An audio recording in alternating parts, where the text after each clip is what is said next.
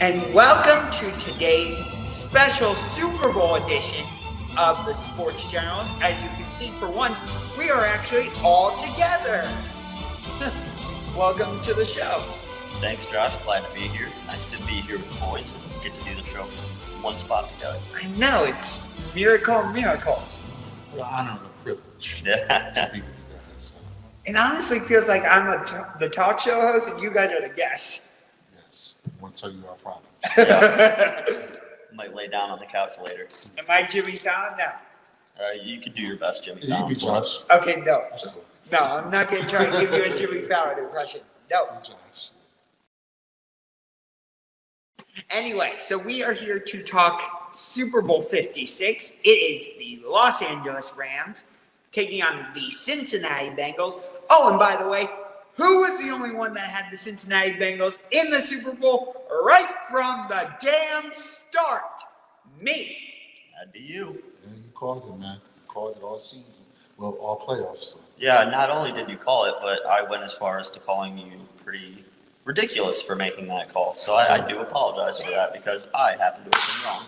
I was pretty hard on you. I could not believe it. I mean, you were one of the very few people before the postseason started that picked the Bengals to go to the Super Bowl. So you were on a mountain of your own there. Yes, I was actually going to use that expression, so you took the words right out of my mouth, literally. But I did not have the Rams in the Super Bowl. I thought it was going to be the Packers, so I'm no Nostradamus. What made you want to choose the Rams, though? I mean, not the Rams, the Bengals.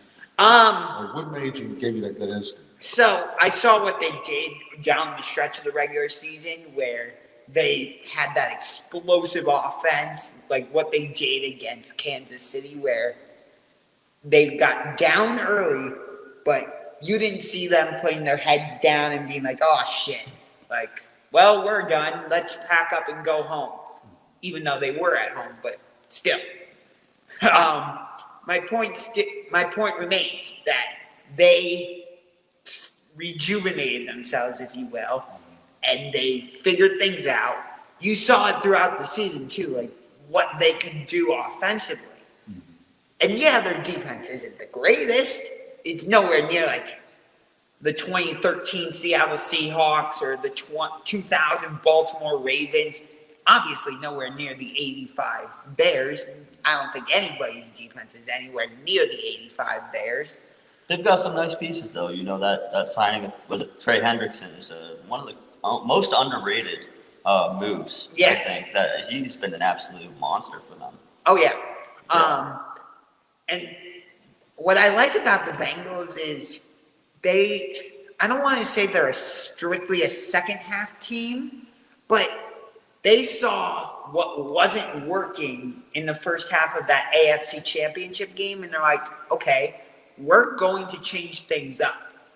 Like, they went from playing, I believe it was a man defense, or I think I have that backwards, a zone defense in the first half to a man defense in the second half. And that seemed to throw Kansas City off. Mm-hmm. So. It definitely threw them for a loop. All season, it does seem like the Bengals, that second half of the game, they would figure it out. Teams were prepared to stop Joe Mixon. And they go in there saying, well, that's their only option. Jamar Chase, at the beginning of the season, he started off kind of slow.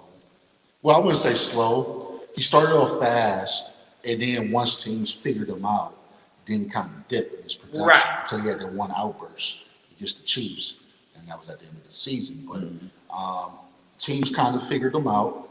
This is what they were, and then they'll take it up a couple of notches in the second half. And you have to really give the bulk of that credit towards Joe Burrow because it seemed like, just like in college, you know, when he was with LSU, he'll go into the halftime, come out a whole different person. And it's like he's picking up the defensive sets quicker.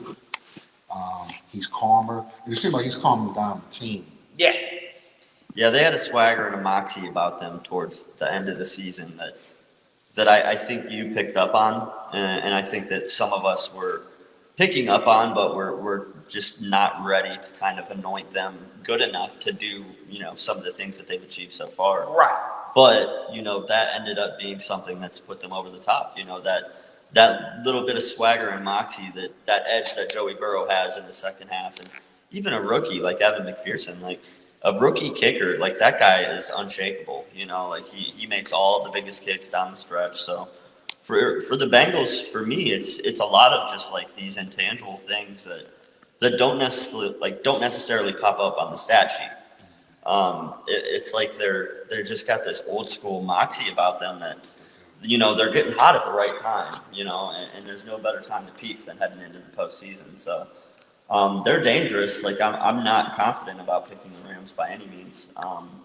That is still who I'm riding with, but yeah, I would not be surprised if Cincinnati won this game. So here's my thing, flipping it over to the Rams. And for me, I prefer the way the Bengals have gone about it. Like, they drafted Joe Burrow. They drafted Jamar Chase. They went out and signed, not like big-time free agents, Built to the draft. but they signed some free agents.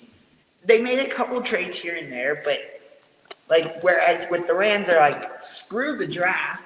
We're going all in and getting Stafford, Jalen Ramsey, Von Miller. I get it. It's clearly working, but I don't like it. No, that's fascinating you mention that because they have complete different styles that they use to build their teams. And LA is more of we got the money. We'll throw money at the problem. Right. We'll buy our free agents. And to a degree, that's worked because they're really the only team that I've seen that exercise that philosophy. They don't have the first round pick. Tampa Bay kind of did it last year. Yeah, they did, but they won't. Tampa Bay's not going to just trade the first round pick away. Whereas the Rams, I don't believe they have a first round pick till 2027. Somewhere in that neighborhood. Right. But it's different, man. Bengals, small market team, built through the draft, our own guys, promote from within. And LA is more of a, hey, come here, let's rebuild your career, or this is the place to be, the glitz and glamour, and complete different ways of building their teams. Right. Yeah, we've seen what it's done for OBJ in his career, going to Los Angeles. So they definitely have a culture out there that, supports good players and good athletes. And, he's been so much more productive with the Rams than he was with Cleveland. And Baker Mayfield. What? Yeah, I think we all probably agree with the source of that issue being Baker Mayfield. But yeah. Sorry, I had a little cough. No, that's good. But on that note with Odell, I think Browns fans, and us Browns fans, because we're all Browns fans here, we're conflicted with this Super Bowl because on one side you have the Bengals, in-state rival, AFC North division rival, and then on the other side you have the Rams, Odell Beckham Jr., and I'm sure Browns fans have some animosity towards Odell as a result of everything that went down for one reason or another. So Browns fans are like, why should I root for a team in this case? Well, no, I don't think that should be directed more towards Odell. It should, and I'm a true blue collar. I'm straight Cleveland Browns. We all know that. And, part of you is like, man, how do you finagle your way to the Super Bowl? And we didn't even make the playoff. But you can't really knock him for that because, he's him. And you got to have the guy behind the center to get him the ball. It's been numerous times he was open during his tenure in Cleveland where he simply wasn't being hit. He felt uncomfortable and looked uncomfortable, came over on camera, and some quarterbacks have it, like I told you, tractors and trailers, right? Yeah. Odell's more, he had to carry Baker, whereas now that he's with the Rams, he's being carried by the bevy of talent stars around him. Yeah. Exactly. Cooper Kupp, I would say. Yeah. Yes. Yeah, and when you got a guy like Stafford, he's not a trailer. He's a tractor. You know, he's going to lead the way. You know, and I think I Beckham feel needs a guy more like that. You know, he had to he needs to carry have a quarterback who's very Baker, confident in his whereas abilities and now that he's can hit him in those open he's spots. being carried by And here's the that thing too. I think these So- two teams are very similar. Yes. Yeah, they're kind of dependent on the Rams are. I would say he's going to lead the way. are. I don't want to say they're overly Cooper Cup dependent, but at times it feels like they are Cooper Cup dependent. Like where, and sometimes, occasionally, it feels like the Bengals are Jamar Chase focused. Where I think that actually helps the Bengals a little bit more than it helps the Rams, because here's the thing. We know that, well, we don't know for sure, but presumably Jalen Ramsey is going to be on Jamar Chase for, I don't want to say the whole game, but a large majority of it. About 80%. Yeah, I would imagine maybe even every snap. Yeah. Right. So maybe even the Rams will put an extra defender over the top to stop Jamar from going deep on the routes that he's supposed to go deep. Mm-hmm.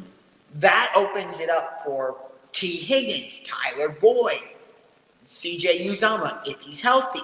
You can use Joe Mixon coming out of the backfield. Mm-hmm. So I think the Bengals are a little more diverse on offense, whereas I feel like, yeah, you got Odell. Yeah, Tyler Higbee is there if he's healthy. Yeah, they have Van Jefferson. Yes, they have Cam Akers. But I just don't see the Rams' offense being quite as diverse as the Bengals' offense. It's an interesting thought. I think that both teams have quite a few weapons offensively. Yes. There's definitely a debate to be had there. I don't know. I think the addition of OBJ for me separated the Rams' passing game at least from the Bengals.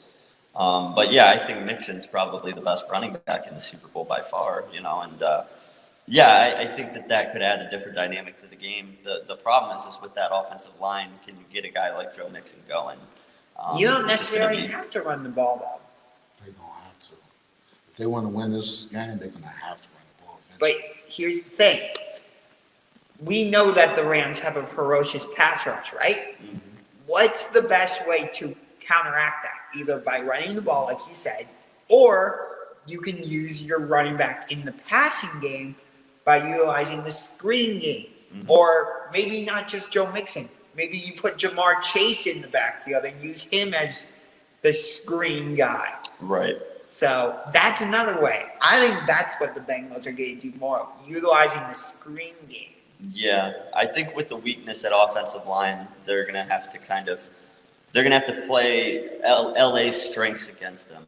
You know, like guys like they're going to let guys like Aaron Donald get around the corner. They're going to have to figure out ways to, you know, whether it's countering, you know, running counter to, you know, the way that he's rushing, or like you said, whether it's throwing a screen pass, you know, getting those pass rushers a little unsure of themselves and thinking that, you know, hold on, maybe something's coming out of the backfield here.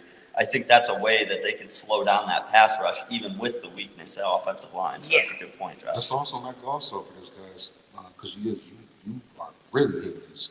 That offensive line, all playoffs, all season, that's been their Achilles heel. They gave up 9 sacks against the Titans. They're going against a way better, more elite defensive line, a defensive unit, a top 3 defensive unit.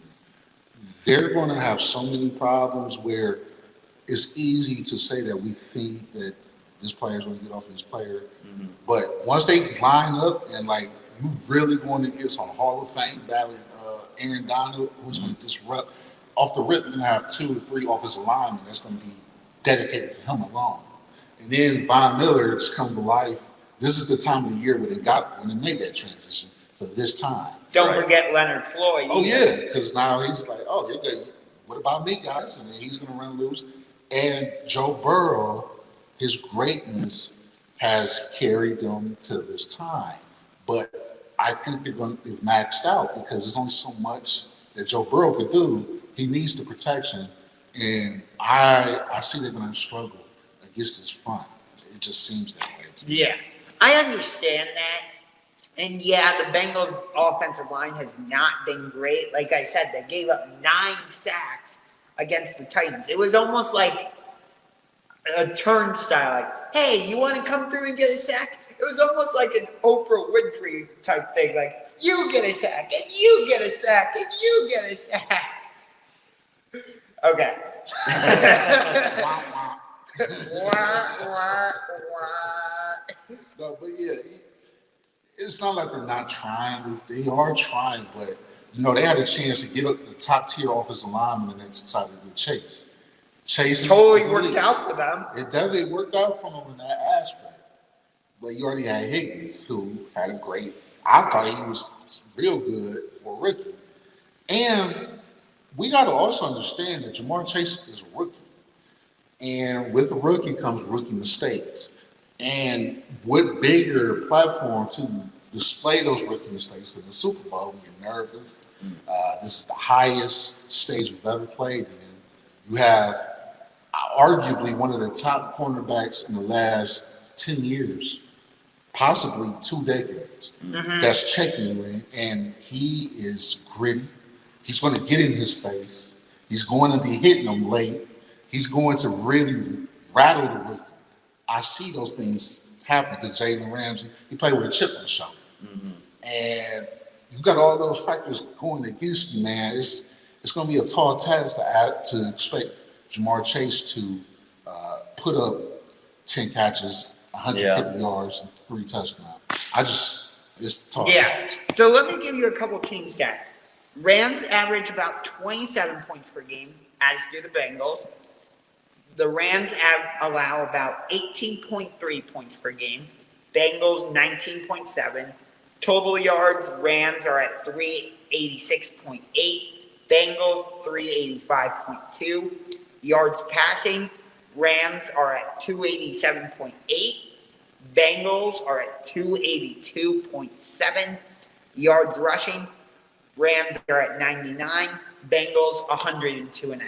And then yards allowed, Rams allowed 232 roughly yards passing. Bengals 268. So that definitely favors the Rams. And then rushing yards, Rams only allow 94. Bengals allow 127. Here's the thing to remember too, is with a guy like Aaron Donald lining up against the Bengals, like Jamar Chase is going to have to create separation from Jalen Ramsey quickly, because Burrow's not going to have a lot of time. No, he's not. He's not going to have a lot of time at all. So to your point about Jamar Chase having one of his big games, like that's a tall task to ask from him on the biggest stage, especially with guys like Aaron Donald and Von Miller, coming for Stafford, or I'm sorry, for Burrow. It's just going to create a lot of issues for that offense. So they're really going to have to find ways to quickly get the ball out of Joe Burrow's hands, and I think kind of what you're saying, a little bit of what you were saying with a little bit of what you were saying. Mix it all up. Yeah, mix a little bit of the screen action in there, get those guys second guessing when they're going full speed off the edge, saying, oh, wait, we don't want to get hit with another big screenplay. That kind of gets the pass rush slowed down a little bit. And when you got a guy like Joe Burrow who can get locked in and get hot, that's what you need. Right. So as long as they can just get him enough time and guys like Chase and Uzama and the other talent that they have can create separation, they'll be okay. But it's going to be a lot harder to do than it has been in the past, because this is a different animal. Yeah. Another aspect of it, and we were going to talk about this anyway. The Bengals are wearing their home jerseys because they are the designated home team for this Super Bowl, because every year it alternates AFC, NFC, AFC, NFC, so on and so forth. And the Rams are wearing the white jerseys. That actually favors the Rams, because I know this by heart. Last year, the Buccaneers won. They wore their white jerseys. Super Bowl 54, Chiefs won. They were wearing their home jerseys. How far back do you want me to go? Let's just say the past 10 years. Okay, so Super Bowl Just give us a number, like how, because the number I heard was like 13 out of the last 17. It's much easier for me to go Super Bowl by Super Bowl. Yeah, but nobody wants to listen to you do that. Okay. So let's just narrow it down to this. The number was 13 teams in white won versus 4 teams that wore their colored uniforms. Yes. So out of the last 17 Super Bowls, 13 wore white jerseys. That's wild. Yeah. That's interesting. That saves you the hour of going through them one by one. Correct. Although I can do that all the way back to Super Bowl 37. That's ridiculous. I just think the jerseys. I mean, I understand the, the superstition that goes Juju. into it, Yeah. right? But at the end of the day, I think it comes down to what it comes down to all season, which is the front. And I know this sounds boring and it's not the sexy thing to say, but offensive line, defensive line play, that to me, that's what I utilize to dictate who's going to win. I could tell in the first drive, like, okay, this team is more hungrier than this team. I did some scouting on Joe Burrow. Like, I looked at film from his past years in the NFL as well as LSU. And where he struggles at is when he's pressured up the middle. When he's pressured up the middle or to his right. So not his strong side, but his right. He kind of struggles. I'm not sure why, but I'm sure if I picked it up, I know for sure the Rams did. And Aaron Donald, they move him all around. So he can start off in the middle. He can start off on the right. He can start off on the left. You move him all the way around, and that right there is going to be creating controversy for their offense. Right. So, it's going to be tough, man. Yeah. But here's the thing with Cincinnati, or specifically Joe Burrow, is he's not going to be scared by this big stage of the Super Bowl. Because guess what? He had to deal with similar big stages in college. Again, I know college is not the same as the NFL. Playing in the national championship in New Orleans against Trevor Lawrence and Clemson is not the same as going against the LA Rams in the Super Bowl. Right. But Joe Burrow has shown he doesn't care about that type of stuff. He's trying to become, let me see if I can remember this correctly. He's trying to become the first NFL player to win the Heisman Trophy, national championship, be the first pick overall, and win the Super Bowl. I think he has a good chance of doing it. Definitely. Yeah, I mean, once you've made it this far, you've obviously, proven to everybody that you're capable of winning it. Another trend that I find interesting is out of the last 10 Super Bowls, 7 of the last 10, the underdog has won the game. That favors Cincinnati in this case. Yes, because Cincinnati are 4-point underdogs. Correct. And a lot of the reason for that 4-point gap is that LA is basically a home team. They are a home team. The Super Bowl is in LA. Right. Even though the Bengals are the designated home team, LA's at home. Correct. I mean, is it a home game for the Rams, though? Because remember, during the NFC Championship, it felt more like the game was in San Francisco. That's a fair point. But the point I was making before I had something in my throat there was that bookmakers tend to give the home team 3 points. It's called the home field advantage. It's how they kind of balance that out. So that 4 points is basically just 1 point. Yeah. Because they're factoring in that 3 points for the fact that LA is playing at home. But you're right, they don't have the home field advantage that a team like Kansas City has, or a team like Seattle has, where they have these big, loud stadiums. Like, a lot of the people who go to LA are the opposing team's fans. So, I mean, you might be right. We might be able to see it like 70-30 Bengals, almost. Right. So, and here's the other thing. I had thought I had a cough in my throat for a second. Well, there it is. Anyway, so now I forget what I was saying. Never mind. see, that's No, but exactly what happened to me. I'm good, but on the Vegas front, because I know there's a lot of prop bets, and you are really you're a genius when it comes to these things. So, is there a list of prop bets that I should? Because I'm ready to make my bets tonight. And Yeah. what do I do? For a guy like you, Jason, because I know you like the analytics and you really are good at like focusing on the trends and stuff. I like the player props in the Super Bowl. So like for example, on my YouTube show, I did a player prop. Cam Akers under. His under was set at 67.5 yards. Oh, he gonna get over that. So well, he's been under it for the past 6 games.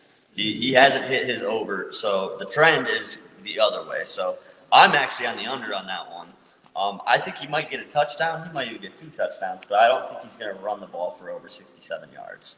So, but there's a lot of props. There's the Jamar Chase prop. I think his over/under is like 101 or something ridiculous. Oh, he can get over that. Yeah, it's ridiculous. I don't care that Jalen Ramsey's going to be on him. Jamar Chase is just that good. Right, but those are the Super Bowl bets that are good for a guy like you. That like, do I think that who do I think might get the first touchdown in the game? You can get real good odds on whoever gets the first score of the game.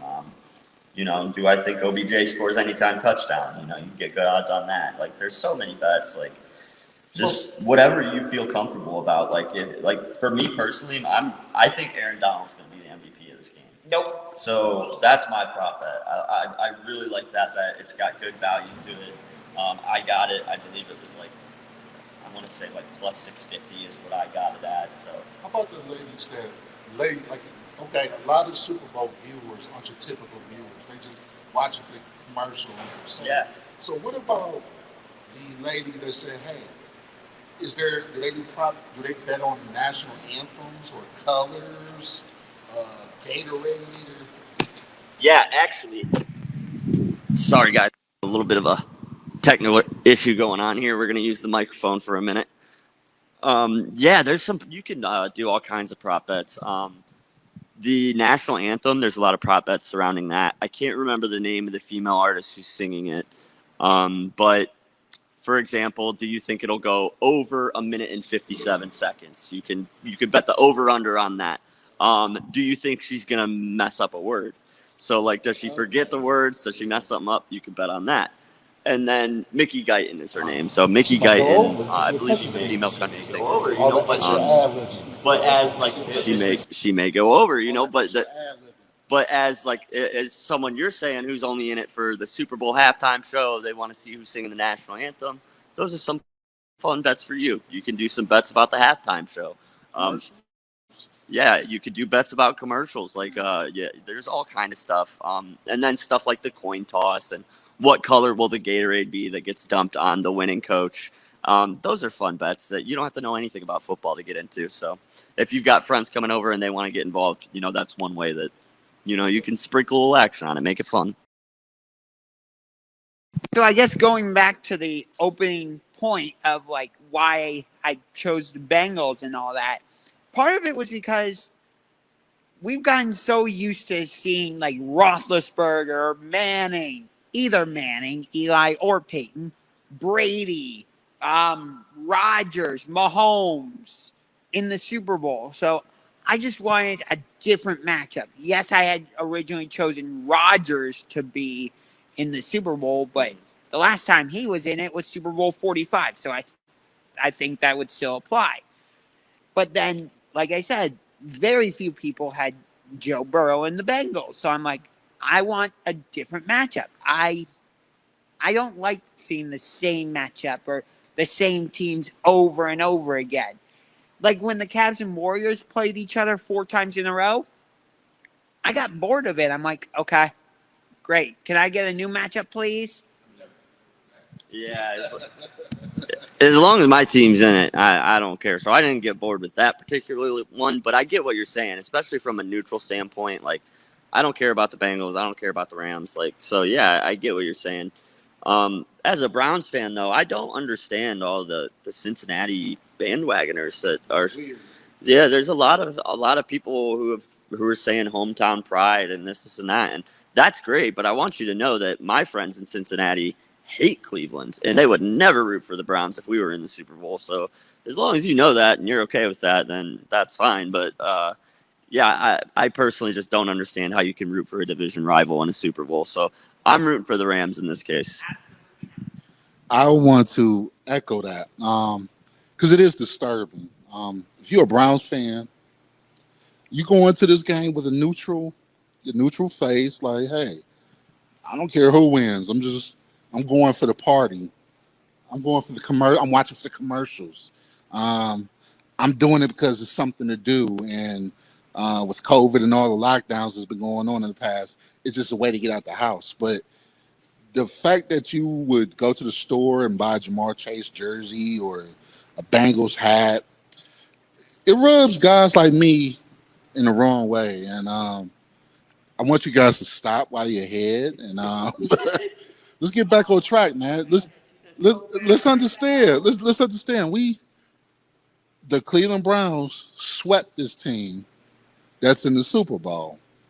The Cleveland Browns had a guy on the Rams that has been very, very, very underrated, but that has helped them blossom to the Super Bowl. So if you're a Cleveland Browns fan, this is only a one-game deal, but what about when training camp get here? Because we're not going to forget this.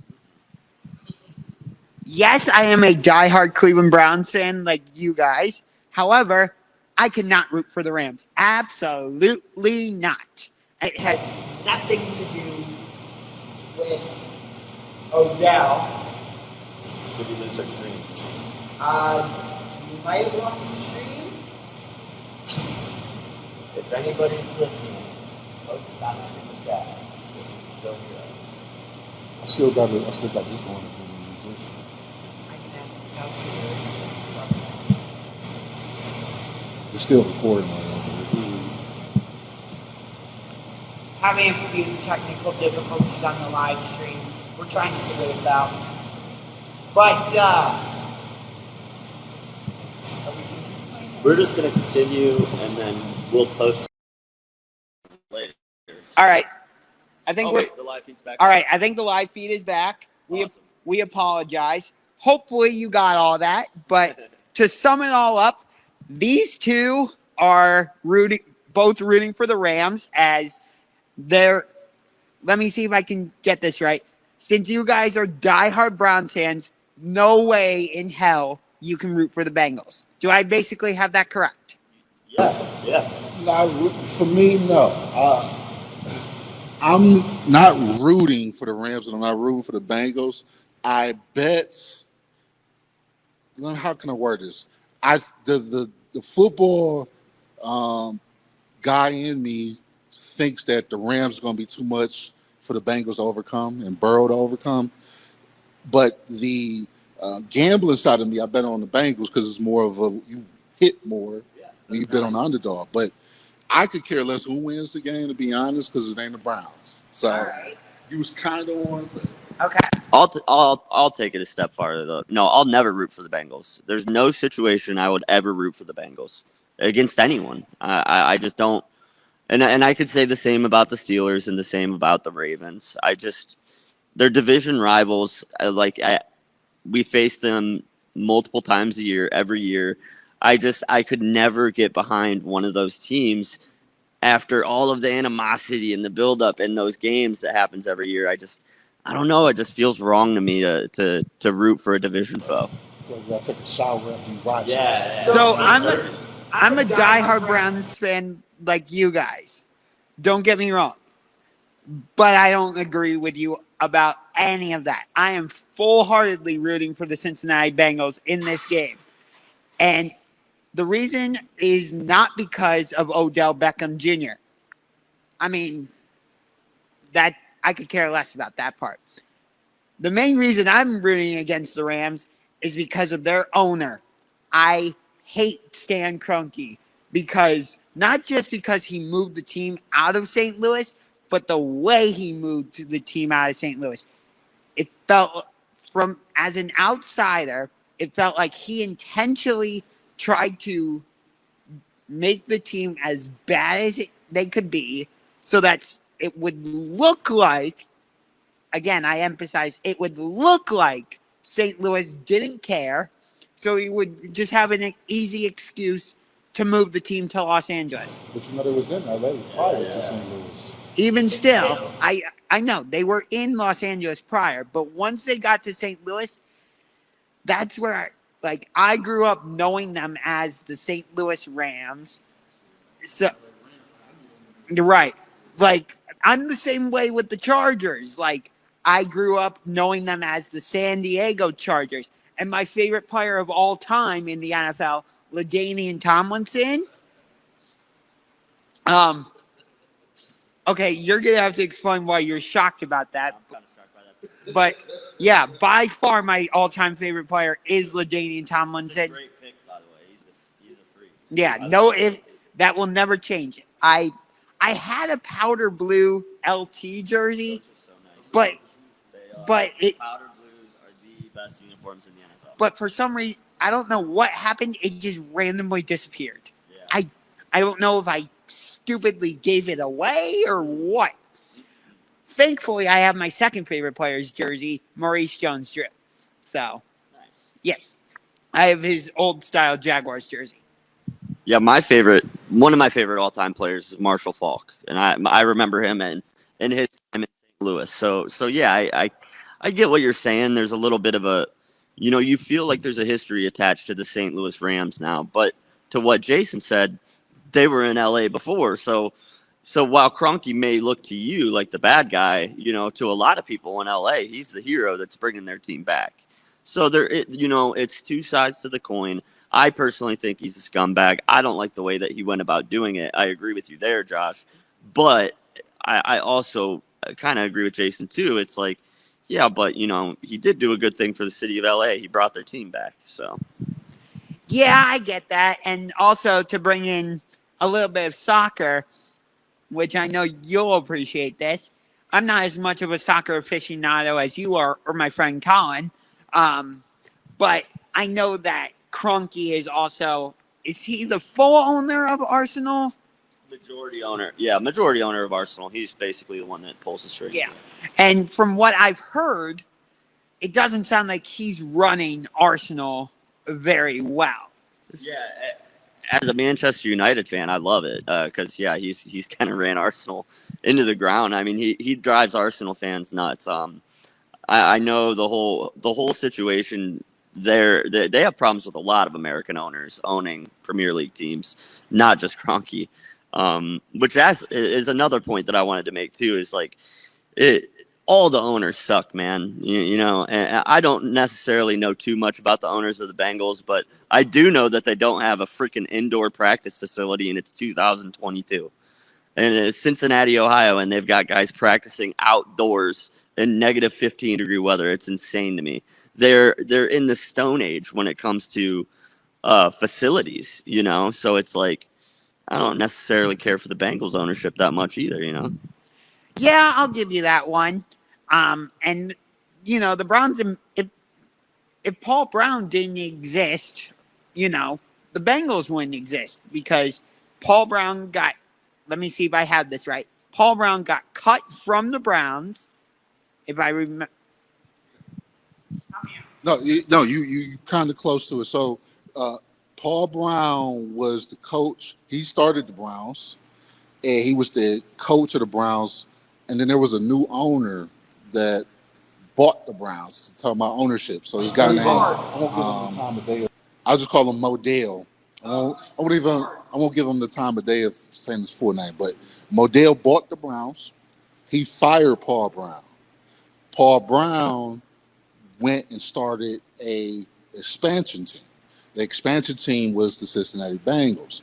He wanted to use the same exact colors as the Browns, but the league wouldn't allow that. So he took orange and black as the colors, and it was more of a middle finger to the Browns organization. And it was really Art Modell, because okay, you're trying to get rid of me and my legacy, I'll show you. So he came down to Cincinnati, and his offensive coordinator, which again is deep, but he's for one, Paul Brown was the founder of the headset. So being able to call plays like how Sean McVay does, you see him running up and down the sideline, but got to 15 seconds on the clock before you can't talk to the quarterback. That originated with Paul Brown. Paul Brown's offensive coordinator at the time was this guy that eventually went on to coach the San Francisco 49ers. And, well, Coach Stanford and the 49ers. So, Sounds like Jim Harbaugh. Too early. Too early, but it's just so much history and prestige. So, just wanted to give that little history note. Okay. So what I do know though is, first of all, thanks for helping me out with that. But what I do know is that the reason they got called the Bengals is because of Paul Brown's connection to the Massillon Tigers. So he wanted to use a name similar. And actually, their first uniforms, like you talked about, they had nothing on the uniforms. There was no striping. It wasn't even like it. All they had on their helmet at first was just the word Bengals on the side. They didn't start out with the stripes that are on the helmet now, which I think that is the best helmet in the NFL, the Tiger stripes. Although I think the Colts have a good argument for that trophy as well. But that's a different discussion for a different day. Anyway, so obviously the matchup that we're all going to be watching and looking at is Jamar Chase against Jalen Ramsey, because that's a premier wide receiver going against a premier cornerback. But that's not the matchup I'm looking at. I'm looking at the other Bengals wide receivers against the other parts of the Rams secondary, because that's the key. That's going to be the difference maker for me. Because, again, Jamar Chase is going to get all the attention, whether it's Jalen Ramsey and a safety over the top, or if it's just Jalen one-on-one, whatever. So, can Tyler Boyd, T. Higgins, Joe Mixon, Samaje Perine, can they take advantage of that matchup? Yes, I could see that being a definitely an issue for everybody not named Jalen Ramsey on that secondary. But Rams have a good secondary. Also, one correction I wanted to make that I was indicating, which was that offensive coordinator that I had a brain fart, Bill Walsh. So Bill Walsh, that was Paul Brown's offensive coordinator. But getting back to this, they got their work cut out for them.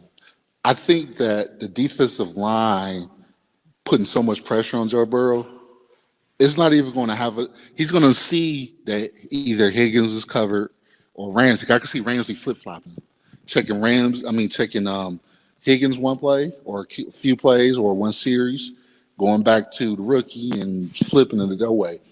But so much pressure is going to be coming to him, whether it's up the middle or on the ends. And I can honestly say that unless he's scrambling, he's not really going to have that many times to make that many check downs. Say Higgins is checked. Okay. Jamar Chase is checked. Okay. Tight end is checked. He got 2 seconds to make a move, and he's going to be doing a lot of running. So I see what you're saying, though. Yeah, I agree with you there. I think that the biggest issue Joe Burrow and the Bengals are going to have is how much time is he going to get to throw. So the better the coverage is by the Rams, the more difficult it's going to be for the Bengals to get things going. But if Aaron Donald and Von Miller get into the backfield and create havoc, none of that even matters. So there's definitely some obstacles to overcome, but I think Chase is a talented enough guy to create space, and they'll find ways to mix him up and put him in different spots and maybe send him in motion to try to get him off of Ramsey. And so we'll see him try to get creative and get him open. But to your point, Jason, they're not going to have time to get to get very fancy. Burrow is going to have to go really quickly from his first read to a second read and maybe to a third if he has enough time. Right. So we'll get to score predictions a little bit later, but spoiler alert, I'm picking the Bengals. That's probably not a surprise since I've ridden their train all the way to Super Bowl station. But I'll give you my Super Bowl MVP pick right now. And this ties into a more general point, which is the quarterback always gets the damn credit, no matter what. Even if it's the wide receiver that turns a 5-yard passing play into a 25-yard play, it's always, did you see the amazing throw that the quarterback made? I'm like, what the hell? Do the wide receivers not exist? Do the running backs not exist? Do the tight ends not exist? Hello? So I'm not picking Joe Burrow to win Super Bowl MVP.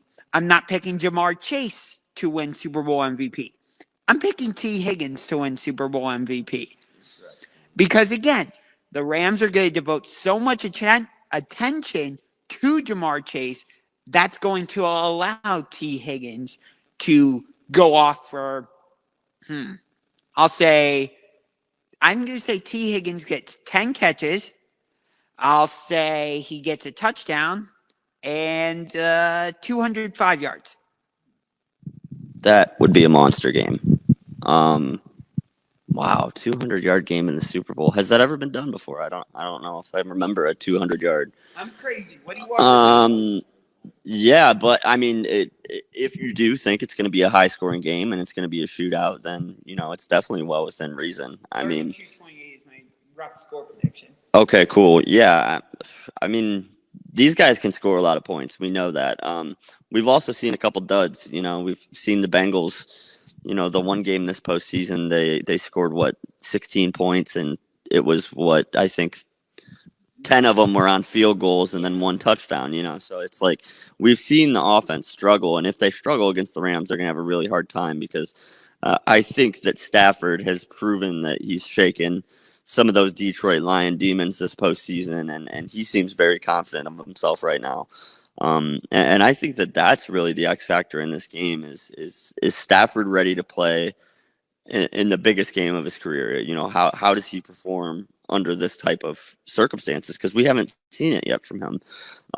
So that's the big X factor for me. It's going to be, can Stafford carry his team to a victory? I think that he can. I like the Rams in a close one. I've got it 33-30 in favor of the Rams. Okay, so for my MVP pick of the game, yes, quarterbacks always get the credit. Why would I change? Why would I change that motto? So I think Matt Stafford is going to be named the MVP of the Super Bowl. I could see him having a very, very, very big game.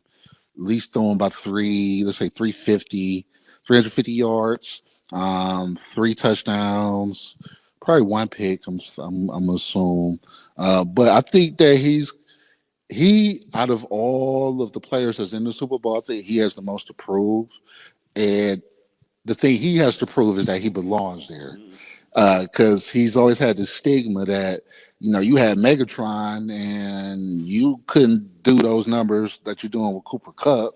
Right. So is it more of a McVay Band-Aid that's helping us? He hasn't really got the credit at all, really, this season. So I could see him going and having a very huge game. I think that's a spoiler alert. Which of you will win the MVP? It's going to win at 41 to, let's say, 24. And the touchdown will be a last-minute touchdown by the Bengals. I just don't see how they can stop this defensive line that they're going to have to go against. Mm-hmm. I could see for sure there being, let's say, 8 sacks, probably, right? Give or take. I could see Ramsey getting a pick. Might mess around and get a pick 6. Mm-hmm. It's set up where we know Burrow is great, but it's only so much he can do, and that glass slipper is getting ready to turn back into a pumpkin. So, yeah, I think they're great. They don't match up good against the Rams. Yeah, I didn't mention. I mentioned this on my other show. I got Aaron Donald for MVP of this game. I think that he's going to be the difference maker for the Rams. I think he's going to make a big play in a big moment. I don't know whether that's a strip sack or he might even get an interception. He's done it before. I just think that he's he's the best defensive player in the NFL without a Super Bowl right now. And I think that he is ready to show on the biggest stage that he is still the best defensive player in this league. There's a lot of noise around TJ Watt. There's a lot of noise around Myles Garrett. There's a lot, of other defenders in the league right now getting a lot of attention. And I think Aaron Donald quietly has still proven this season that he's still the best pass rusher in the game. So I'll go on record. Yeah, you give me the microphone. I'll go on record with Aaron Donald is the greatest defensive player since Reggie White on the defensive line.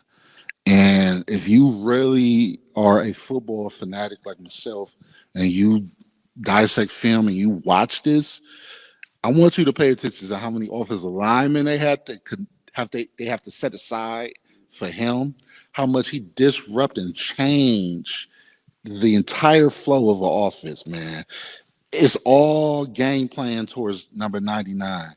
And he is that special and that much of an elite player. His greatness makes everybody else on the defense look secondary. So he is the best since Reggie White. And I want to be on record with that one.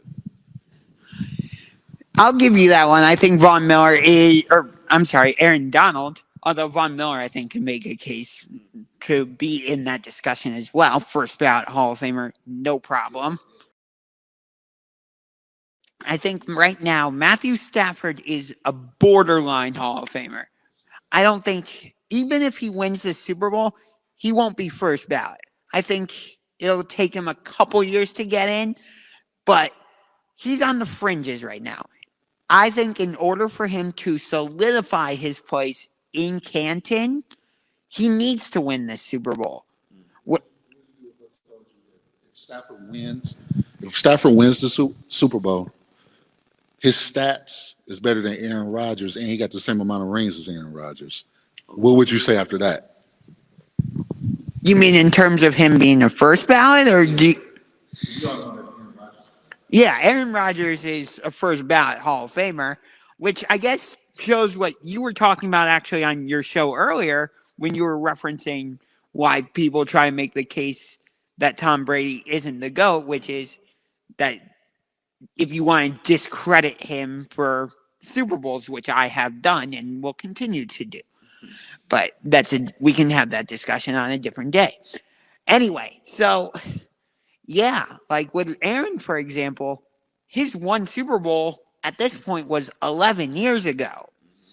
Whereas, like you said, if Stafford wins, he will have the same amount of Super Bowls as Aaron Rodgers.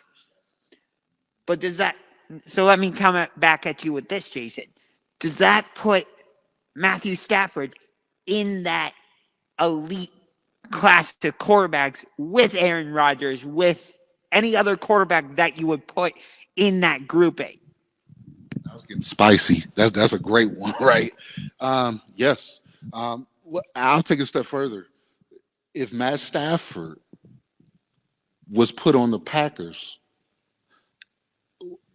do we think that he will win more rings? Is it fair to say that? Probably would. In high school, he was more of a higher sought-after talent than Aaron Rodgers was. Aaron Rodgers had to go to a JUCO, then eventually transferred to Cal. Sat behind Brett Favre for 4 years. Sat behind him for 4 years, so you sit behind the all-time great. He wasn't a number one draft pick. Like Exactly. Stafford, number one pick, the sought after talent when he was in high school. Five-star recruit for Georgia. Played for a lousy organization for years. Still ended up taking a team to the playoffs. Was thrown into the fire.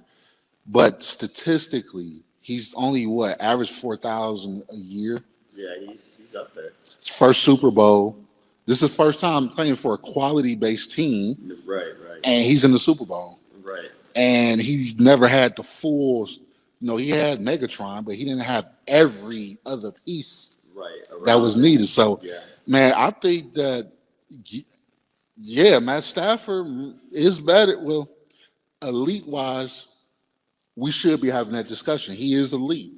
He's been elite, and he's always been that way. It's just you wasn't really hearing about him because he was in a small market team and nobody watched Lions games. But I watch them, but not the average person does it. But if you really compare both of their careers, it's hard to say that Rodgers is better than Stafford, clearly, because it's not the case.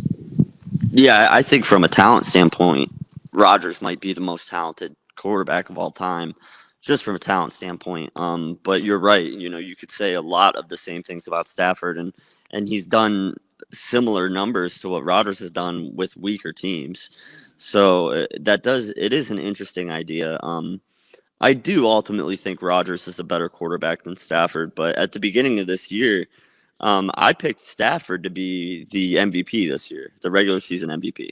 I thought Matt Stafford, because I believed in Matt Stafford, and I was one of the guys too when everybody started talking about Patrick Mahomes and his arm angles, and he does these interesting, sidearm throws, and he's doing no look passes and all this stuff, and I'm like, if you've looked at some of these Detroit games, like Stafford's been doing that for years. Stafford's a dog, man. He's been doing no look passes. Him and Calvin Johnson had a connection that was unreal. Like he was always, he started some of that stuff. He kind of led the way, and people just didn't realize it. And now that he's in LA, they're like, oh man, this guy is kind of like Mahomes. It's just so funny. You get him into a different offense with a different team, and people start to open their eyes. And yeah, I think he could definitely make a case for being a Hall of Famer first ballot because, like you said, the numbers are very similar to Rodgers. It reminds me of a song, a Mike Jones song, where it's back then, They didn't want me. now I'm hot. They all want me. So yeah, that should be his theme song. I love that. So here's the thing, leading up to that Buffalo Kansas City divisional game, the conversation was Josh Allen or Patrick Mahomes. Josh Allen or Patrick Mahomes. There were even talking heads saying, oh, Josh Allen against Patrick Mahomes could reach the level of Peyton Manning against Tom Brady. Which, no, not yet. No. Too soon. Yeah, too soon. But here's the thing. Joe Burrow has now beaten Patrick Mahomes twice. So I don't want to say Joe Burrow has necessarily put himself ahead of Josh Allen, but if he goes out and wins a Super Bowl in his first full year in the league, because think about this. Yes, this is his second year, but guess what? He didn't get to finish his first year last year because of his injury, which was because of that offensive line breaking down, like we talked about. But for Joe Burrow to go out and do that, I think he puts his name right in that discussion and say, excuse me, Josh Allen and Patrick Mahomes, but I'm here too. Like, don't you dare just forget about me. Yeah, and I think there's a couple other guys out there who have something to say about it too. I think Justin Herbert has potential through the friggin' roof. I still think that he could end up being a guy that surpasses a Josh Allen. Right now, I think Josh Allen's better, but I do think that Herbert has potential. There's a lot of good young quarterbacks in the NFL right now. So for people to come out and say that it's Mahomes and Allen, it's like, you're right. Can we pump the brakes on that for a second? Because doesn't Joey Burrow have a case to be in there, and doesn't Herbert have a case to be in there, and doesn't Derek Carr have a case to be in there, and the list goes on. So yeah. Derek Carr, more of like the OGs of the young, like him and Rodgers are now with Brady stepping down. They're the OGs of the young guys, and Russell Wilson. But I would say the discussion really comes down to who's the most talented quarterback versus who's the best, because the best is usually the one that wins the head-to-head matchups. That's a different discussion versus talented, because talent-wise, I think Josh Allen is more talented than a lot of the other quarterbacks. But I think Herbert's talent is a little higher, and his ceiling is higher than Burrow's is. Burrow is the better quarterback today because he could beat them head to head. So, Mahomes, his mechanics has gotten all. I think he was feeling himself too much, and as a result, his mechanics has dipped. And he, talent wise, we know he has the glimpses, but you got to have the mechanics. And if you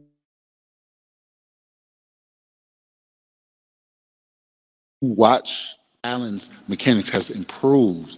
Joe Burrow's mechanics are great, like footwork, how he look in the pocket, how you get away from a defender, or how do you throw people open. So it's a different discussion. Elite or the best quarterback versus the more talented quarterback. That's all I wanted to say. So we're talking about like Joe Burrow, Patrick Mahomes, Josh Allen, Justin Herbert, Derek Carr. I think there's a quarterback another quarterback in the AFC North that we're all just kind of forgetting about. And What's his name? the great eight, Lamar Jackson. Oh, What it just feels like, I don't want to say we're casting Lamar Jackson aside, but like we just went through a list of AFC quarterbacks that we think are elite or on the verge of being elite or whatever category you want to use. right. Not one of us said not one of us said Lamar Jackson. It's an interesting point, and it wasn't so long ago he was the league MVP. So, yeah, it's telling that none of us said Lamar Jackson. But I think that's not necessarily, controversial. I think a lot of people agree with us that Lamar Jackson isn't in that conversation of elite quarterbacks in the league right now. I think he's an elite football player. I think he's an elite weapon. But I think from a quarterback standpoint, there's other guys that have passed him from a quarterback perspective. Now, in terms of a guy who, with the ball in his hands, can be the most electric player on the field and could still win your team a game with literally nothing else, like he's still a freak. He's still the kind of guy that can do that. But in terms of just pure quarterback play, I don't think Lamar Jackson is elite in that standpoint. I think Lamar Jackson is the most naturally gifted quarterback since Mike Vick, and he's probably the most difficult to game plan against. Now, what do I mean by game plan? So if we have all of the list of quarterbacks we just named, and let's say it's 1st and 5 on goal line, I think it's way more difficult to plan against Lamar Jackson than any other quarterback because he might run past you, he might run around you, or he might just dump it off to Mark Andrews. You don't know. Right. Whereas the other quarterbacks, you kind of have a clue, with the exception of Josh Allen, because he can run through you. Yeah. But you can't game plan for him at all. Well, let me ask you this, though, about Lamar, because what you said is true. If you're in the red zone, you're down at the goal line, like he poses so many more problems for a defense than these other traditional quarterbacks. Let me ask you this, though. Is he one of the 5 guys that you would want to lead your team in let's say you got a minute left on the clock, your team's getting the ball, you got to go downfield and score. And let's say you got to do it from your own 20. Is Lamar a guy that you want to put as the guy to lead a team to victory on a long drive when they need it at the end of a game? Yeah, absolutely. He's done that. He beat the Browns with the last drive, and he's got that it factor. There's been times where they might have came up short, whereas a questionable 2-point conversion call, where it's like, why are you going for 2 point when you can just go to overtime? Yeah. But he definitely could lead a team down the field, and you can absolutely book it that he's going to probably score. So Yeah. See, before I give it to you, Josh, I just want to say real quick, I don't necessarily think he's one of the top quarterbacks I would pick to lead my team in a 1-minute situation late in a game. I'd rather have someone like a Josh Allen or a Patrick Mahomes, who we've just seen recently that they've done it in the biggest games. Like, I still like a couple of those other guys better in that case, but I do agree with you that in a goal line, like when you're in the red zone, he poses so many more questions for the defense. So, I guess I'll say my last. Yeah, I like the Rams 33-30 in a close one in the Super Bowl. Yeah, it was fun doing the show here in person with you guys. As always, go Browns, go Cavs, go Guardians. Yes, and to finish things off, I'm picking the Cincinnati Bengals 32-28. I will change my MVP pick slightly. I'm still staying with T. Higgins. I'm still staying with the amount of touchdowns I said. I think 2 touchdowns. I said 10 catches, staying with that. I'll push it down from 205 yards to respectable 170. All right, well, that's all I got, guys. So that's it for me. Jason, you got any last words? Go Browns. Whoever wins the Super Bowl, kudos. Thanks for joining us, guys. We'll see you next week.